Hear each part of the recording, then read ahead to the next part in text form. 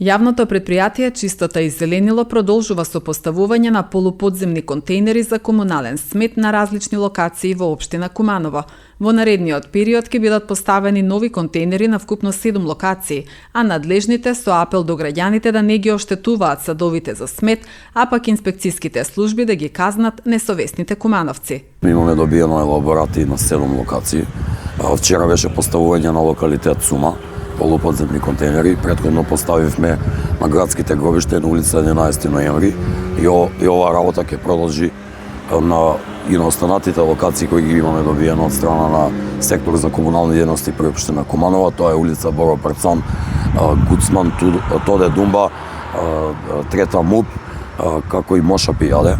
Значи и понатаму ќе продолжиме со веќе сме во преговори за определување на други локации, на кој начин би се олеснили на самите на себе, а и на граѓаните, а со тоа би го заштитиле сметот да не завршува околу контейнери.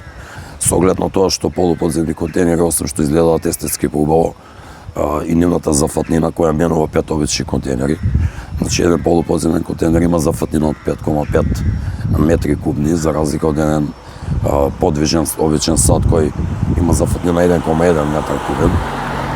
И со ова ќе предложиме, ние имаме на залика околу 40 полуподземни контейнери и во наредните еден месец до 2 ќе поставиме на останатите локации кај што е можно поставување на исти. Ако се земе во предвид дека цена на чинење на еден таков сат е 6 до 7.000 евра и ние тешко доаѓаме до нив, а овие што ги имаме се набавувани од страна на општина Куманово, по определени ставки во буџетот, а и со проекти.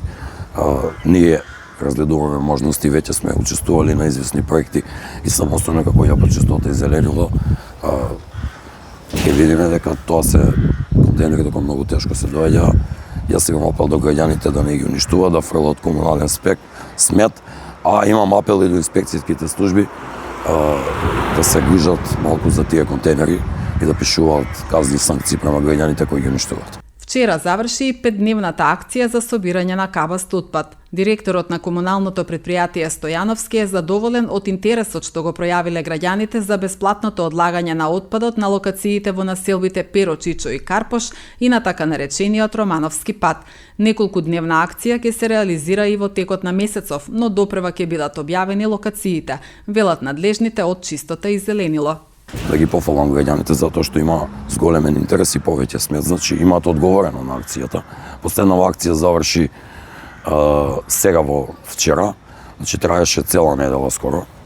Определивме локации различни од претходните и со тој ритам и ќе продолжиме. Имаше поголем одзив за разлика од претходните акции, тоа е за поздравување. Најголем одзив имаше во Перо, Чичо. И јас ги охрабрувам граѓаните да продолжат да ја користат оваа акција, ќе има и во април. Ние ќе ја најавиме таа акција, да го искористат моментот, затоа што истиот отпад може да го одложат бесплатно, кој во нормални услови чини, нека го искористат тоа. Иако повеќе дневните акции во февруари, март и април месец се реализираат по насоки од Министерството за животна средина и просторно планирање, комуналното предпријатие акции за собирање на кабаст отпад реализира 4 пати годишно, вообичаено за време на викендот со цел да бидат поуспешни.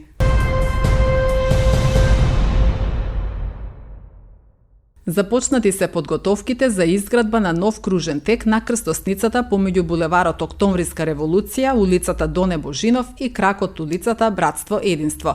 Тендерот за избор на градежна компанија е завршен во декември лани. Општината за изградбата на кружниот тек одвои скоро 23 милиони денари. Кружниот тек има површина од 4776 метри квадратни.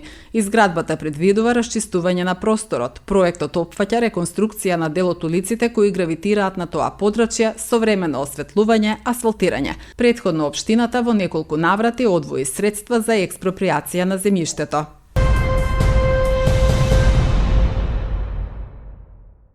Министерството за внатрешни работи информира дека вчера вечер полициски службеници од ОВР Крива Паланка лишиле од слобода тројца жители на селото Луке Кривопаланечко на возраст од 19, 24 и 44 години. Тие се сомнича дека убиле 84 годишен жител на истото село кој на 29 март годинава бил пријавен за исчезнат. Телото на починатиот било пронајдено закопано во непосредна близина на неговата куќа во селото, а увид извршила екипа од секторот за внатрешни работи Куманово, соопшти МВР. По насока на јавен обвинител, телото е предадено за обдукција, а по целосно расчистување и документирање на случајот ќе биде поднесена соодветна пријава, информира Министерството за внатрешни работи.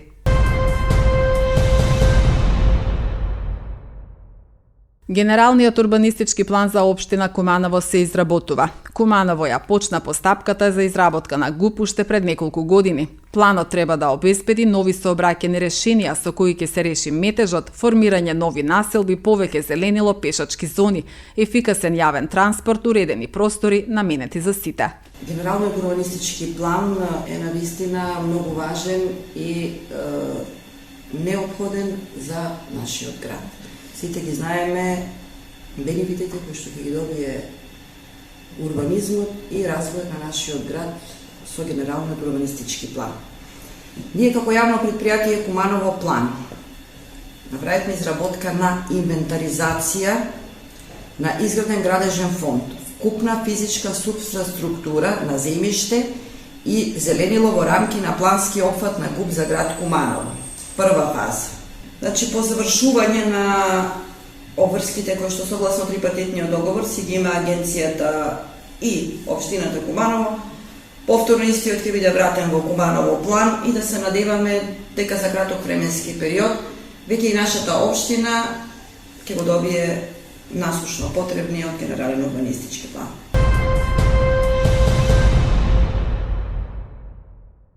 Од дневниот билтен на Министерството за внатрешни работи ги издвојуваме следниве настани. МВР соопшти дека синоќа во 23 часот и 20 минути полициски службеници од полициската станица за безбедност на патниот сообраќај при СВР Куманово лишиле од слобода 37 годишен кумановец.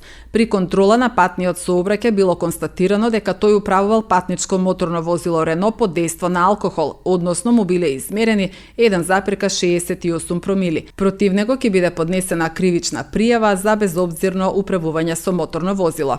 Кривична пријава за безобзирно управување со моторно возило ќе биде поднесена и против 34 годишен жител на Крива Паланка.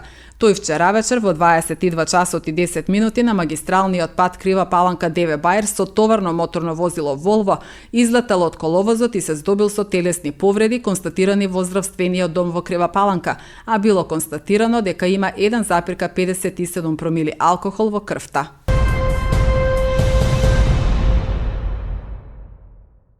Министерството за образование и наука го објави конкурсот за запишување ученици во јавните средни училишта. Во учебната 2025-2026 година во средните училишта во Куманово, според конкурсот на МОН, ќе може да се запишат 1951 деветоодделенци. Во гимназијата Гоце Делчев има слободни места за вкупно 306 ученици во 9 паралелки. Во средното општинско училиште Перо Наков предвидено е да се запишат 202 ученици во 7 паралелки со настава на македонски јазик и 184 ученици во исто толку паралелки во настава на албански јазик. Во државното средно училиште Киро Бурнас може да се запишат вкупно 384 ученици во 15 паралелки. Во техничкото училиште Наце Боѓони предвидени се 637 слободни места во 19 паралелки, 297 ученици во 9 паралелки во настава на македонски јазик и 10 паралелки, односно 340 ученици настава на албански јазик. На 650 ученици од Куманово утре ќе бидат дел од најголемиот училишен крос кој ќе се одржи на спортскиот аеродром Аџитепе. Настанот е во организација на Општинскиот сојуз на училишен спорт Куманово, а ќе се надпреваруваат ученици од сите основни и средни училишта во градот. Училишниот крос започнува во 10 часот и 30 минути.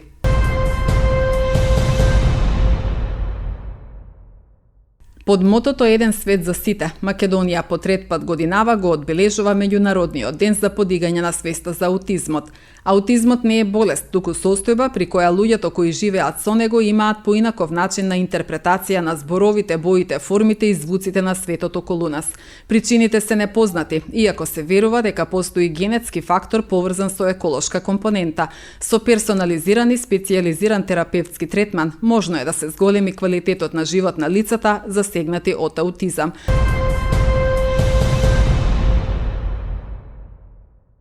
Цената на бензините се зголеми за 1,5 денари, додека дизелот поскапе за 1 денар. Така со новите цени. Евро Супер БС од денеска се продава по цена од 76,5 денари за литар, додека Евро Супер БС 98 чини 79 денари за литар. Цената на Евро дизел изнесува 69 денари по литар. Се зголеми и цената на екстра лесното масло за домаќинство за 1 денар и изнесува 69 денари.